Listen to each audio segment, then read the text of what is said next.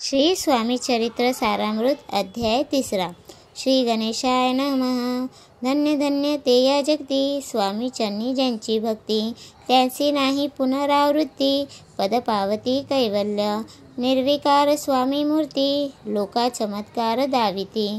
काही वर्षे करोनी वस्ती, मंगळ वेढे सोडिले. मोहळा माझी वास्तव करीत, आप्पा टोळ झाले भक्त. तेथेची साकल्य वृत्त, अल्पमती केवी वर्णू. सवे घेऊन स्वामींसी, टोळ जाती अक्कलकोटासी. अर्धमार्गावरून टोळांसी, मागे परतणे भाग पडे. टोळ गेली या परतोनी, स्वामी चालले उठोनी. बहुत वर्जिले सेवकांनी, परीनच मानिले त्या. तेतोनिया निघाले, अक्कलकोटा प्रति आले.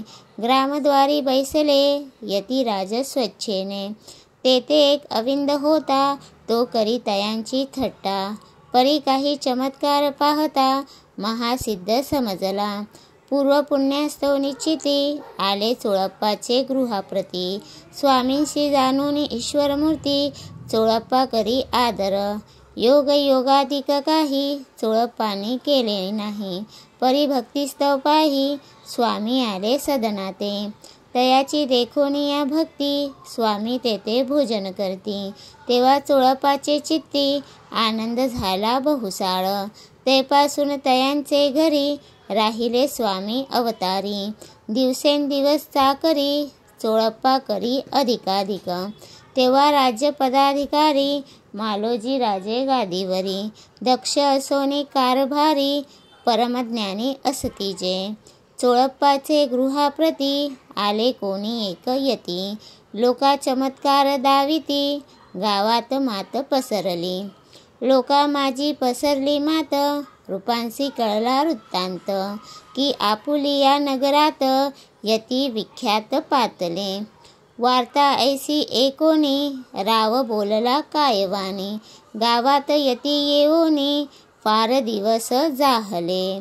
परी आम्हा श्रुत पाही, आजवरी जाहले नाही. आता जाओनी लवलाही, भेटू तया यतीवर्या.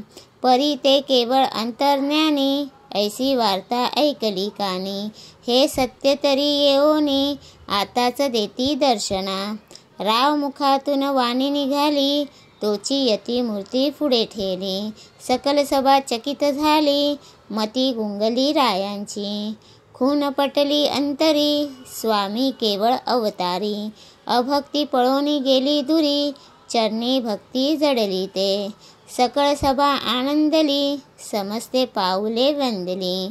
षंडोपचारे पूजली, स्वामी मूर्ती रूपराये. इति श्री स्वामी चरित्र सारामृत नाना प्राकृत कथा समंत प्रेमळ भक्त परिसोत तृतीयोध्याय गोडहा. श्री स्वामी राजा प्रणमस्तु. श्रीरस्तु शुभं भवतु.